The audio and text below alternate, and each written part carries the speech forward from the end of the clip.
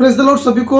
और जैसा कि 17 जनवरी 2025 को मेरे द्वारा ये भविष्यवाणी हुई थी कि देश विदेश में नोट की करेंसी बदलेगी, मुद्राएं बदलेंगी, चेंज होंगी, या बंद भी हो सकती है। और अभी हमारे देश में दक्षिण भारत में तमिलनाडु में वहाँ के जो मुख्यमंत्री हैं उन्होंने नोटबंदी जैसा ही कुछ कार्य किया है। वहाँ पर उन्होंने नोट में एक्सचेंज किया है। जो रुपया था भारत का, उसको जो हिंदी में लिखा जाता था, जिस तरह की उसकी मार्क था, उसको हटाकर अपनी भाषा में रुपया कर रख दिया है। तो जिस तरह से मैंने बताया था कि नोटबंदी या नोट में मुद्राओं में एक्सचेंज होगा, कुछ बदलाव आएगा, और इस तरह से अभी हमारे देश में ये स्टार्ट हो चुका है और ऐसी अभी ये भविष्य में बहुत से देशों में होगा। इस प्रकार से हमारी भविष्यवाणी पूरी होती जा रही है। जय मसीह की। शालोम, प्रभु आप सभी को आशीष दे। और एक और भविष्यवाणी 2025 के लिए जो परमेश्वर ने मुझे प्रार्थना में दिखाई, मैंने प्रार्थना में देखा कि करेंसियां बदल रही हैं, मुद्राएं बदल रही हैं, यानी कि एक्सचेंज हो रहा है। यानी कि आप देखेंगे भविष्य में 2025 में कि कई देशों में पैसों की करेंसियां बंद हो जाएंगी। हो सकता है वो ऑनलाइन पेमेंट स्टार्ट हो जाए या एक्सचेंज होगा, यानी कि पैसों को बदल के दूसरे पैसों में तब्दील किया जाएगा।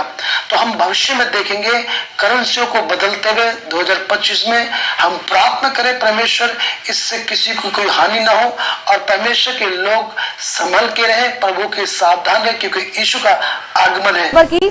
तमिलनाडु सरकार ने अपने राज्य बजट के लोगों के रूप में आधिकारिक भारतीय रुपए के प्रतीक को तमिल अक्षर से बदल दिया है, जिसके बाद ये सवाल उठने लगा कि क्या राज्य सरकार बदल सकती है रुपए का चिन्ह।